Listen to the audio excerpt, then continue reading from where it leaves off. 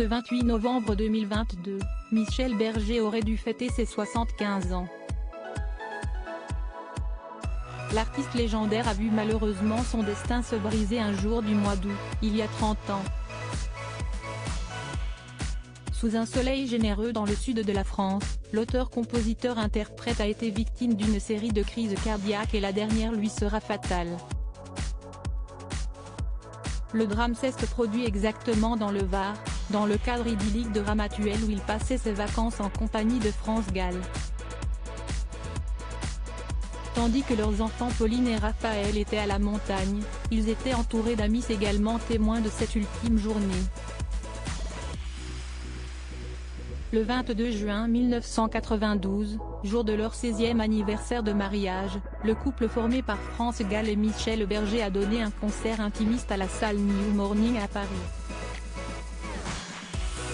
Une tournée était prévue à travers le monde et les plus grandes villes francophones pour s'achever à Paris-Bercy. L'été devait permettre à l'interprète de Paradis Blanc de se ressourcer, et il avait de quoi avoir besoin de faire un break. La pression était en effet forte sur les épaules de Michel Berger à cette époque.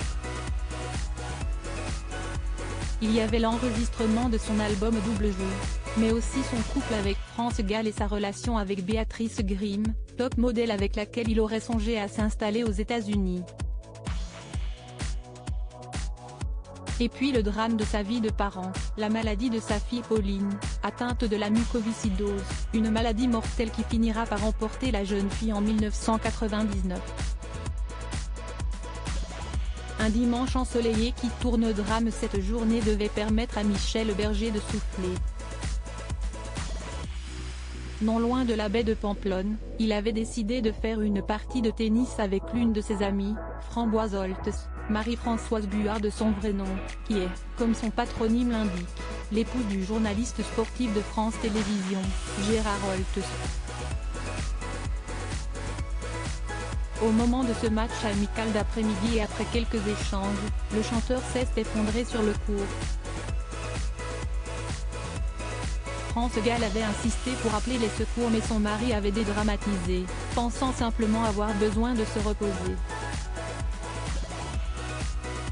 La suite, sieste un second malaise dans la soirée après un bain. France Gall a joint alors un médecin qui a fait venir des secours pour des examens approfondis mais ceux-ci, ralentis par la circulation, ne sont pas arrivés pas à temps quand surgit la troisième et fatale crise cardiaque.